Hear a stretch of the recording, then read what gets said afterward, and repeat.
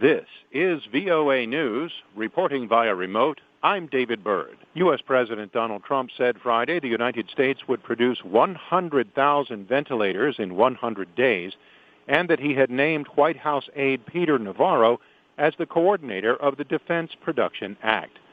Speaking at a White House news conference, the president said that he invoked the act because of reluctance on the part of some American companies, including General Motors, to produce the ventilators needed to meet the coronavirus pandemic. We thought that we had to deal with, as an example, General Motors, and I guess they thought otherwise. They didn't agree, and now they do. Trump said there was a great chance the United States would not need so many ventilators to fight the coronavirus outbreak and would then help other countries in need. The president had come under criticism from some state governors, including New York Governor Andrew Cuomo, for not invoking the Defense Production Act earlier. The U.S. House of Representatives on Friday approved a $2.2 trillion aid package, the largest in American history, to help people and businesses cope with the economic downturn inflicted by the coronavirus pandemic. A quorum is present. The motion is adopted. The massive bill rushes billions of dollars to medical providers on the front lines of the outbreak. House Speaker Nancy Pelosi said that members from both parties were able to put aside their differences to do what is best for the country.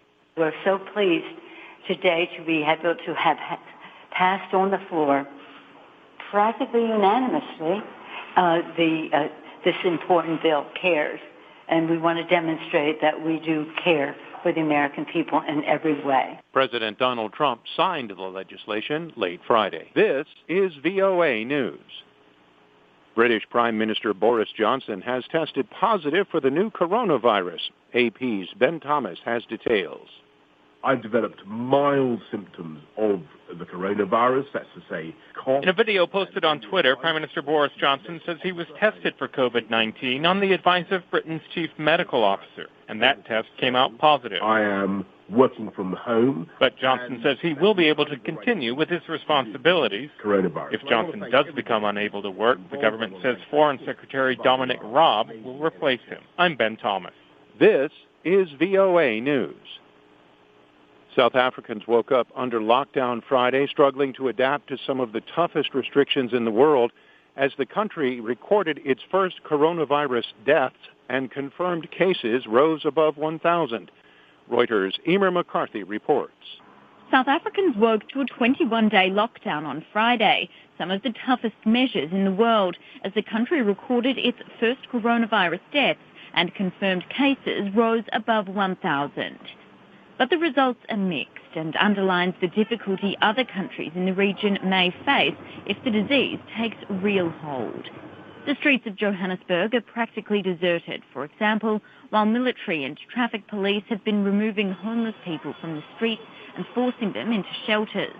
But not far away in Alexandra and other poorer townships, large crowds are still gathering, and the cramped conditions in those places go against social distancing rules and act as a breeding ground for the virus among people reliant on the country's ailing public health system. The restrictions confine people to their homes for most activities, including exercise, only permitting trips outside for specific purposes like buying food or for health emergencies. South Africa's first 2 deaths from the virus both occurred in Western Cape, more than 600 miles from Johannesburg. The head of the International Monetary Fund said Friday that countries around the world must respond with very massive resources to economic disruptions stemming from the coronavirus pandemic to lay the groundwork for a strong recovery. IMF Managing Director Kristalina Georgieva said the pandemic has already plunged the world into recession, and it will be worse than during the last crisis, which caused a 0.7% drop in global output in 2009. Georgieva said she was particularly concerned about emerging markets and developing countries, which had seen $83 billion in capital outflows. She predicted they would need more than $2.5 trillion in financial resources to recover from virus-related disruptions. Reporting via remote, I'm David Byrd, VOA News.